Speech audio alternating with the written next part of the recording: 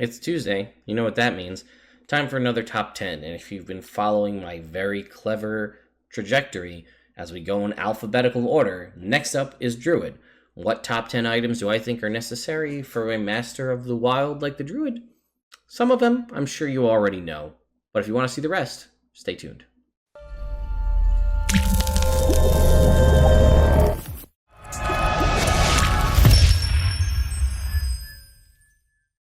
Standard stuff to get out of the way. No consumables, no potions, no scrolls, and no things like the various books and tomes that will boost one of your stats by 2 and then increase the maximum by 2. Those are useful to everybody, so we're not going to do that. We're also not doing legendary items or artifacts. Okay, on to the video. Number 10. Number 10 is the Bag of Tricks.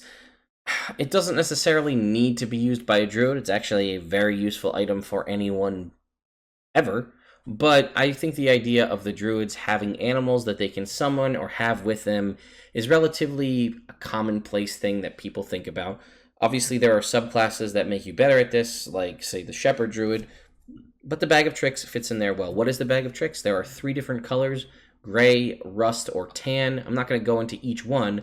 But basically, you can reach inside the bag, pull out a fuzzy ball of nothing, imagine like a tribble, and you throw it at the ground and use an action to do so. It can go up to 20 feet, and when it hits the ground, it transforms into an animal.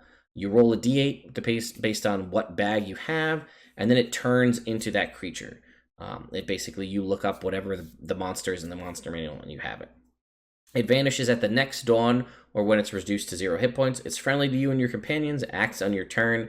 You can use a bonus action to command how the creature moves and what action it takes on the next turn, or give it general orders such as attack your enemies. In the absence of such orders, the creature acts in a fashion appropriate to its nature. Once 3 objects have been pulled, it can't be used again until the next dawn. So we'll look at the rust-colored one right here. Your lists going down in order are rat, owl, mastiff, goat, giant boar, lion, brown bear. Things are pretty much similar as that. They're going to start small and get bigger. But if you roll really well, you could pull out 3 brown bears that are friendly to you and your companions. You can send them into combat to attack. I think you can use a creature, acts on your turn. You can use bonus action to command how the creature moves. I don't believe it specifically states whether or not it commands all the creatures or just one. But you could roll into a fight with 3 brown bears, potentially, on top of whatever other stuff you have. And that could severely swing the way a battle goes, even if they're there to just absorb damage. Or again, you could use an owl to maybe do recon. It's still an owl, so you might need to employ things like speak with animals to get the information you want out of them. But they're useful, and they fit the whole theme of the druid and animal companions. Number 9. Number 9 is the Insignia of Claws. This is an uncommon non-attunement magic item, and it's really the only way you can get an increase to unarmed or natural weapon damage in the game. What it does is while you wear it, you get a +1 bonus to attack rolls and damage rolls you make with unarmed strikes and natural weapons. Such attacks are considered magical. This is the only way for a moon druid to be able, or for a non-moon druid to be able to have whatever their wild shape they transform into, have those be magical damage. Normally, unless you're a moon druid, your attacks are just going to be regular. Or if you're a moon druid, this increases your attack and damage rolls of whatever form you're in. So that's going to be, again, you're going to have access to a whole bunch of more powerful forms than your average person. This is going to make you that much better. And unfortunately, there's no other way to do it outside of this magic item or something that you homebrew. Number 8. Number 8 is the Necklace of Adaptation. This is an uncommon attunement magic item that while wearing it, you can breathe normally in any environment, and you have advantage on saving throws against harmful gases and vapors such as cloud kill, stinking cloud, and so on. The main reason that I bring this up is this potentially gives you the option to transform into an aquatic creature. I mean, not all of them are going to fit too well because certain things like a shark on land is not going to do a whole lot, but certain other creatures that may be useful, like a giant octopus or things like that are some of them are amphibious, some of them can only be out of water for a certain period of time before they need to go back into the water. This eliminates that. You can breathe anywhere. This also helps whatever form you're in allow you to breathe in whatever wild shape form you take. You can now breathe in that scenario regardless. This is primarily, again, only for wild shaping, is my thoughts, to take a potentially useful aquatic creature and put it on land, or vice versa. Those are options that you have. Take a bear, put it underwater. Again, not the most useful item. That's why it's number 8. Number 7. Number 7 is the Staff of Frost or the Staff of Fire.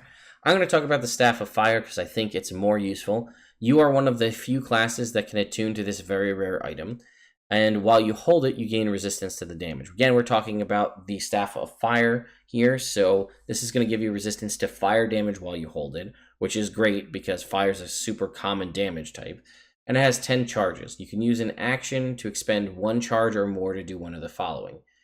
Using your spell save DC, which is nice. Burning Hands for 1 charge, Fireball for 3 charges, or Wall of Fire for 4 charges. If you use the last charge, you roll a d20, and if it's a 1, it's gone forever, and it regains 1d6 plus 4 expended charges at dawn. The reason I suggest this is you may be able to take Wall of Fire if you wanted as a druid. It's a spell on your spell list. But Burning Hands and Fireball are not. They are 2 really good blasty damage spells that you will not normally have access to, and that gives you a whole bunch of firepower, no pun intended, to do a lot of damage at range, things you could not necessarily normally do, especially with Fireball, freeing up some of your spell choices to take other damage types or other unique utility spells. Number 6. Number 6 is the Staff of Healing, a rare attunement item that's only attunable by Bard, Cleric, or Druid. This, again, you're a druid, you don't have to be a healer, but you have the opportunity to do so, and the Staff of Healing makes it too easy by giving you 10 charges. As an action, you can expend 1 or more to cast Cure Wounds at 1st level for 1 charge, up to 4 charges for 4th level, Lesser Restoration for 2, or Mass Cure Wounds for 5. Similar to the other ones, d6 plus 4 daily or charges back daily at dawn, and if you spend the last one, roll a d20. If you roll a 1, it's gone forever. That being said, again, being a druid and being able to heal people without having to use your spell slots for healing is great. That's why I suggested the Staff of Healing for Bard, and I suggested it for Cleric too. Of course, I'm going to suggest it for Druid. Number 5. How weird did I say suggest in that last one? Anyway, number 5 is Dragon Scalemail. You, as a druid, are given proficiency with light armor and medium armor, as well as shields. The problem is, as a druid, you are not able to wear any kind of metal armor. That severely hampers what you can do, because you're pretty much limited, as the rules are written, by most of the things that exist out there, to either have studded leather armor, try to get a +1, +2, +3 studded leather armor, or hide armor, which is kind of not the best. So you don't have a ton of options, because you can't wear a breastplate, you can't wear scalemail. But Dragon Scalemail is not made from metal, it's made from dragon bits. And it has some cool other abilities, so that's why I recommend this very rare attunement item. While you're wearing this Scalemail, you get a +1 bonus to AC. This is above and beyond the base bonus for Scalemail, which I think is 14. So this makes it 15 plus your dexterity modifier to a maximum of 2. You have advantage on saving throws against the frightful presence and breath weapons of dragons, and have resistance to 1 damage type that is determined by the kind of dragon that is provided. So you're probably going to want to try to find yourself a fire-based or poison-based dragon, because those are 2 very common damage types, and this will kind of really go a long way, though you could look for something like acid, lightning, or cold.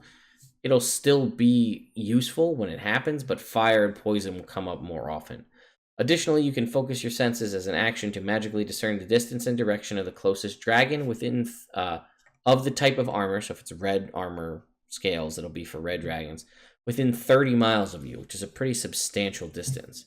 This special action can't be used again until the next dawn. Again, they don't really give you a whole lot of druid-friendly armor options in the existing material. I know one of the Adventure League games modules out there gave out a wooden-based armor, but as it stands, this is your really only option other than +1, +2, or +3 hide or studded leather armor.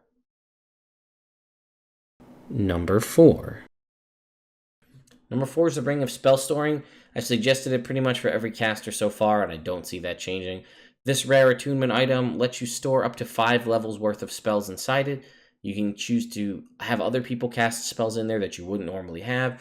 You could have a paladin cast Find Steed in there, so you could theoretically be a druid with an animal companion that's more permanent. Same thing with Find Familiar from the wizard as an option. You could also store simple things like healing spells in here, or specific spells you think you may not use, or pretty big spells like something like Raise Dead, or whatever you think might be. Actually, I don't know if cleric or druids can get Raise Dead, but you get my point. Cleric could put it in there. Now you have a res spell you didn't have before, or you could just put 5 ice knives in here, so you have some free low-level damage that you can throw out without blowing your other spell slots. Number 3. Number 3 is the Necklace of Prayer Beads. I suggested this for Cleric. I'm going to suggest it for Paladin when it comes out too. But these are great items that are just going to give you a bunch of variety and unique spellcasting in ways you normally wouldn't get it. So it has 1d4 plus 2 magic beads, and you can use one of those magic beads to cast a spell from it as a bonus action, which is the operative piece of it, because certain spells from this list are not a bonus action, so it gives you that benefit. You use your save DC, and here's the list of spells. Once they're used once, they can't be used until the next dawn. Bless, a spell a druid does not normally get, and having it Bless as a bonus action is huge. Cure Wounds at 2nd level, which you do have, but again, a 2nd level Cure Wounds, or Lesser Restoration, Greater Restoration, Branding Smite, Planar Ally, and Windwalk. Some of those spells you do have, some you do not, but being able to cast them as a bonus action is great, and the fact that they don't use up your existing spell slots just makes it a win-win. Number 2. Number 2 is Candle of Invocation. A lot of people can use these, but actually anyone can, but clerics and druids get the best use out of it. Basically, it's going to have a alignment attuned to the candle. You want it to be the same alignment as yours, otherwise this item would be useless.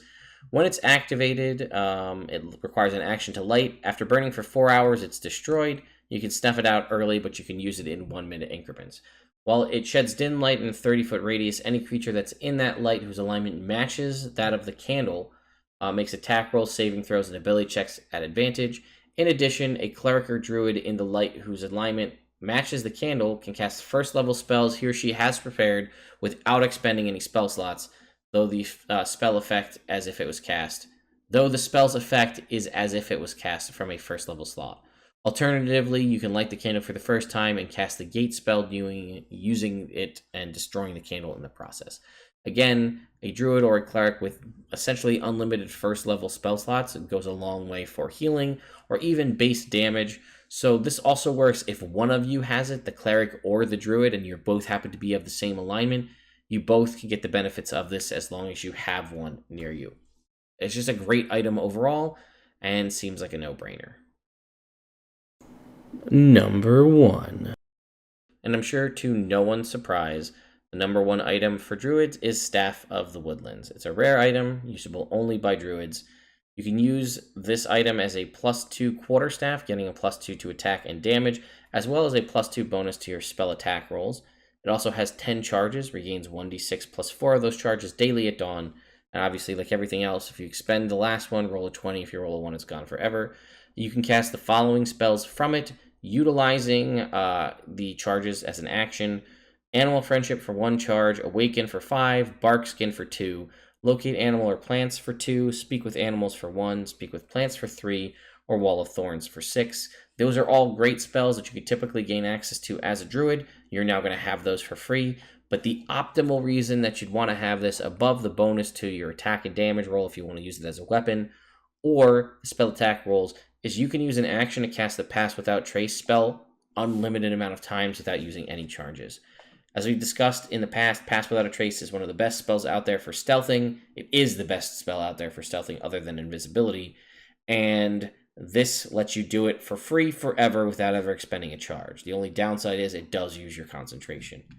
It also has one other little ability called Tree Form. You can use an action to plant the staff in fertile ground and expend 1 charge to transform it into a healthy tree. It's a 60-foot tall tree with a 5-foot diameter trunk, and its branches at the top spread out in a 20-foot radius. It appears ordinary, but radiates a faint aura of transmutation magic if targeted by Detect Magic. While touching the tree and using an action to speak its command word, you can return it into a staff to its normal form.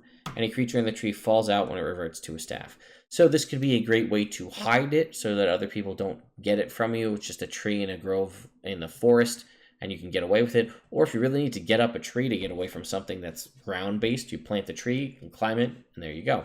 It's 60 feet tall. You got plenty of room to get up there. Again, it's probably one of the best items for Druids. It's the only one I think that's out there that's only Druid specific, so I'm sure it's surprising no one that this is number 1. Anyway, guys, I hope you really enjoyed this video. If you do like it, feel free to give the video a thumbs up, and if you like this kind of content, subscribe to the channel so you don't miss out on it going forward. If you like watching Twitch and live-related stuff as well, go ahead and check out our Twitch channel. There's a link in the description. I stream world building on Mondays, campaigns on Tuesdays, character building on Wednesdays, and one-shots every other Sunday. So go ahead and check that out if that interests you. Be sure to tune in next week when I do the top 10 magic items for fighters, and I'll see you guys next time.